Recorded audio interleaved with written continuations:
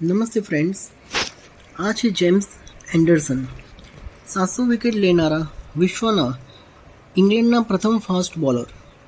21 વર્ષના એન્ડરસને પોતાની ત્રીજી ઓવરના અંતિમ બોલે ઝિમ્બાબ્વેને વર્મિંગ્ટનને બોલ કર્યો હતો. મેચમાં 73 રન અપાવી 5 વિકેટ લીધી હતી.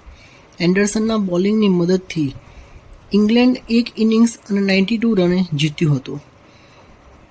વાત કરીએ 2008માં દક્ષિણ આફ્રિકાનો જેક કેલિસ એન્ડરસનની માત્ર 5 બોલ રમ્યો અને 2 રને આઉટ થઈ ગયો. એન્ડરસનની કેરિયરના આ 100મી વિકેટ હતી.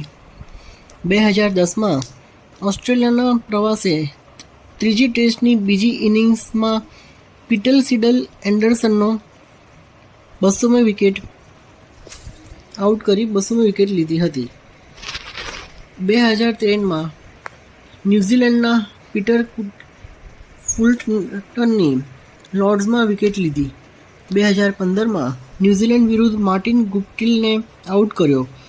એન્ડરસને આ મેચ બંને ઇનિંગ્સમાં 2 વિકેટ લીધી હતી. 2017માં લોર્ડ્સ પર વેસ્ટ ઇન્ડિઝ ઇંગ્લેન્ડ સિરીઝમાં એન્ડરસને 500 વિકેટથી 3 પગલાં દૂર હતા.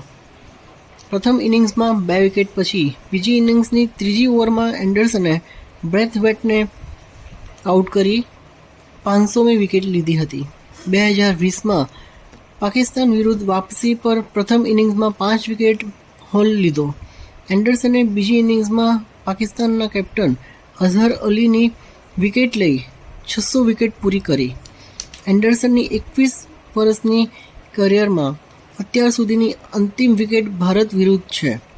ધર્મશાળામાં પ્રથમ ઇનિંગ્સમાં શુભમને આઉટ કર્યા પછી લગભગ 60 ઓવર પછી કુલદીપ યાદવ આઉટ કરી 700મી વિકેટ લીધી.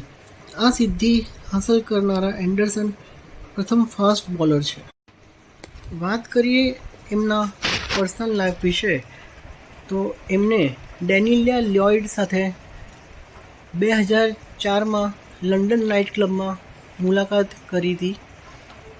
જે મુલાકાત 2006માં લગ્ન સ્વરૂપે